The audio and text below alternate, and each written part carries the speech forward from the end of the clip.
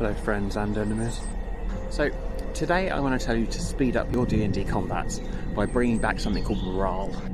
Now morale was something that they used to have in the older forms of D&D, and basically it's a little system to check at what point the creatures that you're fighting are going to stop fighting. Now different systems handled it in different ways, but for now just use a DC 10 wisdom save.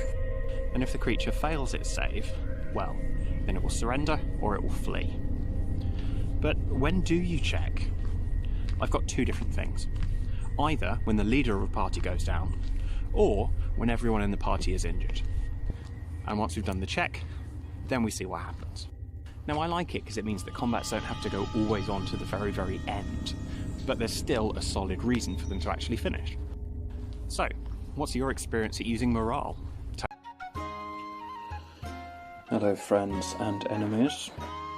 So, this is part 2 of morale, and at the point at which normally you'd work out if the enemies are going to flee or surrender, here's where instead you just re-roll the reaction roll, and then you modify and alter their behaviour based on what you've just rolled there.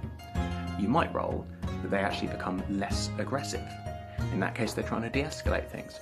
You might roll that they're suddenly really, really happy, and actually in that case you might just have them like jumping down on their hands and knees begging for forgiveness. Either way, it's not always going to be the exact same thing that happens. Also, please like and subscribe. Or follow, I think that's the terminology here. Hello friends and enemies.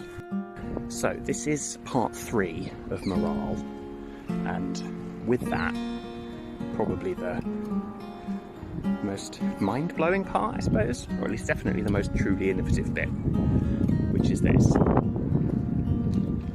You can also roll morale when the group thinks it's won.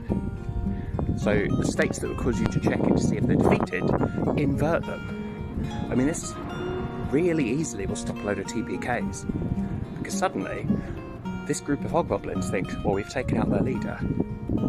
Clearly they've won.